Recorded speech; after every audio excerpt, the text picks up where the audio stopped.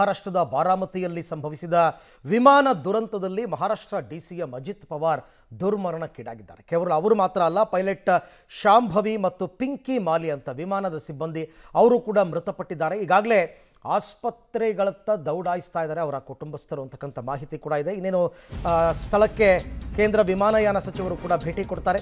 ವಿಮಾನ ಅಪಘಾತದಲ್ಲಿ ಮಹಾರಾಷ್ಟ್ರ ಡಿಸಿಎಂ ದುರ್ಮರಣಕ್ಕೀಡಾಗಿದ್ದಾರೆ. ಅಜಿತ್ ಪವಾರ್ ಮೃತದೇಹದ ಗುರುತನ್ನು ಈಗ ಪತ್ತೆ ಹಚ್ಚಲಾಗಿದೆ ಅಂತಕ್ಕಂಥ ಮಾಹಿತಿ ಬರ್ತಾ ಇದೆ. ಕೈಯಲ್ಲಿದ್ದ ವಾಚ್ ಮೂಲಕ ಮೃತದೇಹದ ಗುರುತನ್ನು ಪತ್ತೆ ಹಚ್ಚಲಾಗಿದೆ. ದುರಂತದಲ್ಲಿ ಬಹುತೇಕ ಸುಟ್ಟು ಕರಕಲಾಗಿದೆ ಅಜಿತ್ ಪವಾರ್ ಅವರ ಮೃತದೇಹ. ಅಂದರೆ ದೇಹಗಳನ್ನು ಗುರುತಿಸೋದು ಕೂಡ ಬಹಳ ಕಷ್ಟವಾಗಿತ್ತು. ಅವರ ಕೈಯಲ್ಲಿ ಕಟ್ಟಿಕೊಂಡಿದ್ದಂತಹ ವಾಚಿಂದ ಇದು ಇವರದ್ದೇ ದೇಹ ಅಂತ ಈಗ ಪತ್ತೆ ಹಚ್ಚಲಾಗಿದೆ ಅಂತಕ್ಕಂಥ ಮಾಹಿತಿ ಸದ್ಯಕ್ಕೆ ಬರ್ತಾ ಇದೆ. ಆದರೆ ಸಾಮಾನ್ಯವಾಗಿ ವಿಮಾನ ದುರಂತಗಳಲ್ಲೇ ಹಾಗೆ ಬಾಡಿಗಳನ್ನು ಗುರುತಿಸೋದೇ ತುಂಬ ಕಷ್ಟ ಆಯಿತು. ಅಹಮದಾಬಾದ್ನಲ್ಲಿ ಆಗಿತ್ತಲ್ಲ, ಅಲ್ಲೂ ಅಷ್ಟೇ ಸುಮಾರು ದೇಹಗಳನ್ನು ಗುರುತಿಸೋದು ಕಷ್ಟ ಆಗಿತ್ತು. ಈಗಲೂ ಕೂಡ ಅದೇ ರೀತಿಯಾದಂತಹ ಪರಿಸ್ಥಿತಿ. ಬಟ್ ಕೈಯಲ್ಲಿದ್ದ ವಾಚ್ ಮುಖಾಂತರ ಇದು ಅಜಿತ್ ಪವಾರ್ ಅವರದ್ದೇ ಮೃತದೇಹ ಅಂತಕ್ಕಂಥದ್ದನ್ನು ಸದ್ಯಕ್ಕೆ ಪತ್ತೆ ಹಚ್ಚಲಾಗಿದೆ. ಆಮೇಲೆ ದುರಂತ ಆದ ತಕ್ಷಣ ಬೆಂಕಿ ಹೊತ್ತಿ ಉರಿತಾ ಇರುತ್ತೆ. ನಿಮ್ಗೆ ಅವೆಲ್ಲ ಕೂಡ ಕೂಲ್ ಆಗಬೇಕು. ಅಲ್ಲಿ ತನಕ ನಿಮಗೆ ಬಾಡಿಗಳನ್ನು ಐಡೆಂಟಿಫೈ ಮಾಡೋಕ್ಕಾಗಲ್ಲ. ಈ ಕೆಲವೊಂದು AC ಬಸ್ ದುರಂತಗಳಾಗ್ತವಲ್ಲ, ಬೆಂಕಿ ದುರಂತ ಆಗುತ್ತಲ್ಲ, ಅಲ್ಲೂ ಹಾಗೇ ಬಾಡಿಗಳನ್ನು ಐಡೆಂಟಿಫೈ ಮಾಡೋದೇ ದೊಡ್ಡ ಕಷ್ಟ. ಬಹುತೇಕ ಸುಟ್ಟು ಕರಕಲಾಗ್ಬಿಟ್ಟಿರುತ್ತೆ ದೇಹಗಳು. ಸೊ ಈಗ ಮಹಾರಾಷ್ಟ್ರ DCM ಅಜಿತ್ ಪವಾರ್ ಅವರ ದೇಹವನ್ನು ಪತ್ತೆ ಹಚ್ಚಲಾಗಿದೆ ಅಂತಕ್ಕಂಥ ಮಾಹಿತಿ ಸದ್ಯಕ್ಕೆ ಲಭ್ಯವಾಗ್ತಾ ಇದೆ. ಅದೊಂದು ದೊಡ್ಡ ಸಾಹಸದ ಕೆಲಸವಾಗಿತ್ತು. ಯಾವ ದೇಹವನ್ನು ಗುರುತು ಹಿಡಿಯೋಕ್ಕಾಗಲ್ವೇನೋ ಅನ್ನುವಂತಹ ಸಂದರ್ಭ ಬಂದಿತ್ತು. ಬಟ್ ಕೈಯಲ್ಲಿ ಅವರು ವಾಚ್ ಕಟ್ಟಿದ್ದನ್ನು ಗುರುತಿಸಿದ್ದಾರೆ. ಹಾಗಾಗಿ ಇದು ಅವರದ್ದೇ ದೇಹ ಅಂತಕ್ಕಂಥದ್ದು ಗೊತ್ತಾಗಿದೆ. ಸದ್ಯಕ್ಕೆ ಈಗ ಬಾರಾಮತಿಗೆ ಕುಟುಂಬಸ್ಥರೆಲ್ಲರೂ ಕೂಡ ಬರ್ತಾ ಇದ್ದಾರೆ. ಸ್ಥಳಕ್ಕೆ ವಿಮಾನಯಾನ ಸಚಿವರು ಕೂಡ ಹೋಗ್ತಾರೆ ಅಂತಕ್ಕಂಥದ್ದು. ಈಗಾಗಲೇ ಕೇಂದ್ರ ಗೃಹ ಸಚಿವ ಅಮಿತ್ ಶಾ ಉನ್ನತ ಮಟ್ಟದ ತನಿಖೆಗೆ ಸೂಚನೆ ಕೊಟ್ಟಿದ್ದಾರೆ.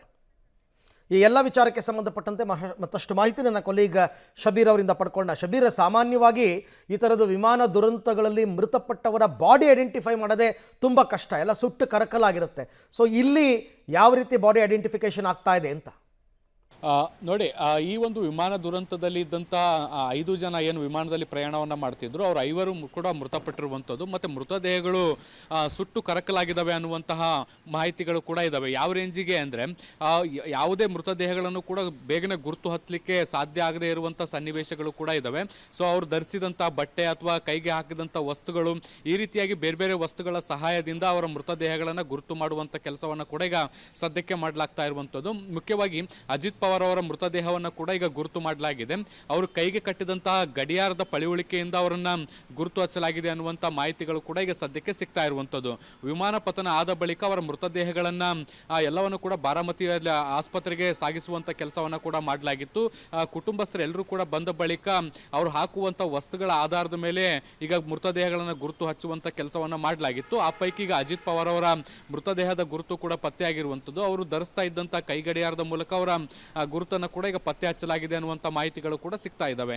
ಅರವಿಂದ್, ಹಾಗೆ ಸಂಪರ್ಕದಲ್ಲಿದೆ ಶಬೀರ್, ನಿಮ್ಮ ಜೊತೆ ಮತ್ತೆ ಮಾತನಾಡ್ತೀನಿ. ಒಟ್ಟು 6 ಜನ ಪ್ರಯಾಣ ಮಾಡ್ತಾ ಇದ್ದದ್ದು, ಯಾರು ಕೂಡ ಬದುಕುಳಿಯುವ ಸಾಧ್ಯತೆ ಇಲ್ಲ ಅಂತ GCA ಅವರು ಮೊದಲೇ ಹೇಳಿದರು.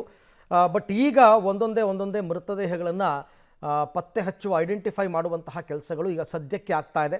ಹಾಗಾಗಿ ಈಗ ಸದ್ಯಕ್ಕೆ ಉನ್ನತ ಮಟ್ಟದ ತನಿಖೆ ಆಗಬೇಕು. ಲ್ಯಾಂಡಿಂಗ್ ವೇಳೆ ಆಗಿರತಕ್ಕಂಥ ದುರಂತದಲ್ಲಿ ಕಾರಣ ಏನು ಅಂತ ಗೊತ್ತಾಗಬೇಕಲ್ಲ.